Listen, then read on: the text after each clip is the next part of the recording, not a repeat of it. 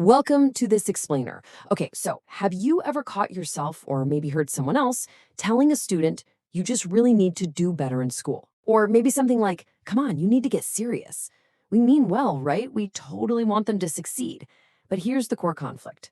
Telling a kid to do better is literally like telling a pilot to fly better without giving them a dashboard or a map. We're handing them this massive, heavy expectation, but we aren't giving them the actual tools they need to succeed. Well, today we're going to fix exactly that. Let's look at the actual problem here. Think about that classic expectation. You need to do better in school.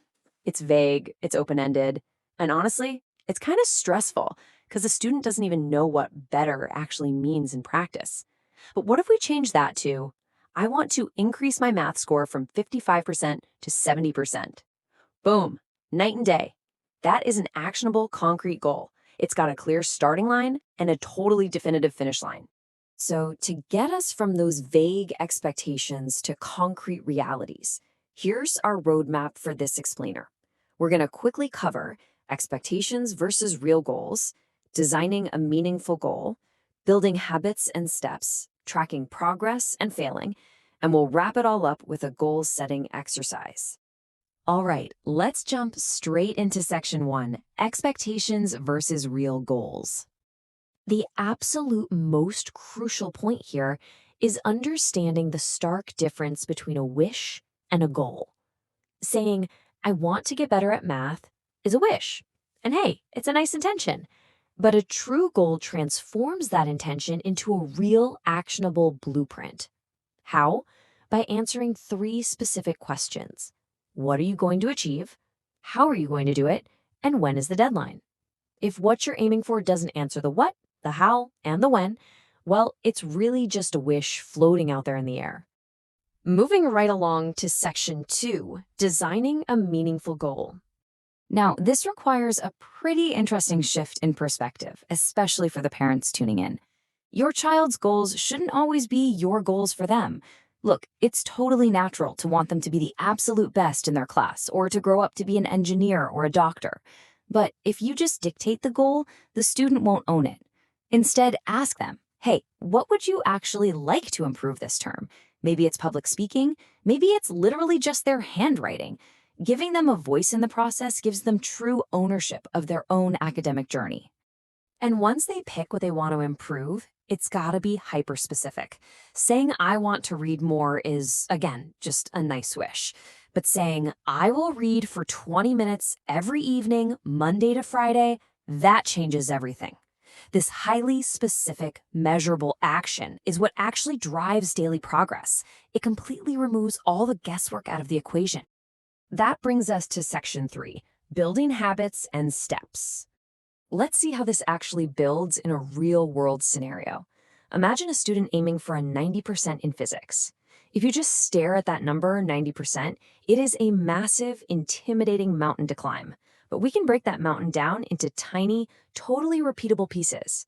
For example, review one difficult topic weekly. Solve 10 practice questions 3 times a week. Actually review those mistakes after practicing. Ask for help with tough concepts. Take a practice test every 2 weeks. By doing this, a super daunting outcome becomes completely manageable through just 5 simple daily habits. Big results are quite literally just small actions repeated consistently. And this highlights a really vital truth about success. You've got the outcome on one hand, like the final grade, and the process on the other, which are the habits. Here's the thing. You cannot guarantee the outcome. You can't just magically guarantee you're going to get 100% on a test. But you absolutely can control the process. You control how often you study, whether you actually review your mistakes, and how you manage your distractions. The final grade is the outcome, sure, but those daily habits, that's the process that actually earns it. All right, let's dive into section 4, tracking progress and failing. Now, before we talk about failure, we really need to talk about tracking wins. Imagine seeing an exam progress move from a 40 up to a 48, then a 57, and finally a 65. It's so crucial not to wait until the final exam at the very end of the year to check in. Tracking the journey and seeing a jump from 40% to 65%, that is incredible progress, and we should totally celebrate that. Now, that doesn't mean you have to go buy expensive gifts, but simply acknowledging it and saying, hey, I see the effort you're putting in. We have to celebrate progress, not just perfection, if we want to maintain that vital momentum. But here's the reality check. What happens when you aim for that 80%, but you only get a 65%? Do you just throw your hands up and give up? Absolutely not. Real goals do not always work out exactly as planned, and we need to completely remove the stigma of falling short. When we fall short, we don't panic. Instead, we act like detectives. We troubleshoot the failure. Ask yourself, was the topic totally misunderstood? Was there just not enough studying going on? Or, let's be honest, maybe way too much phone time? Were there careless mistakes? Or maybe some time management issues? Failing a goal doesn't mean you are a failure. It simply means your approach needs to tweak and change. It's literally just data to help you adjust your strategy for next time. And man, that is a powerful lesson for life. Finally, section 5, the goal setting exercise. Let's make a plan. I highly recommend writing this framework down or taking a quick screenshot. It's a really clear 4-step exercise to create a visible contract with yourself. Step 1, my goal. What exactly do I want? Step 2, why? Why is this actually important to me?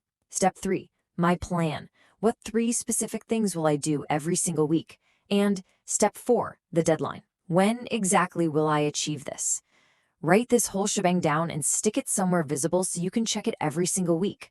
Just keep asking yourself, am I moving closer?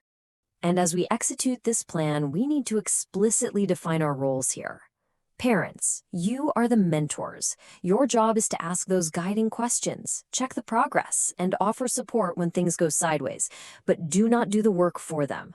Students, you are the heroes of this journey. You need to take ownership, create the plan, execute the actions, and most importantly, learn from your failures. I want to leave you all with this thought. Don't just teach children to dream big. Teach them how to turn those dreams into concrete plans. Because a goal without a plan, it's just way too easy to forget. An action without consistency won't take you very far at all.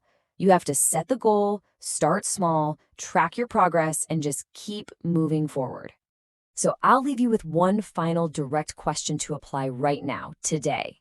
Parents and students, what is one educational goal you are going to plan and achieve this year? Seriously, don't just think about it. Write it down, make your plan, and start your journey today. Thanks so much for joining me on this explainer, and I will catch you on the next one.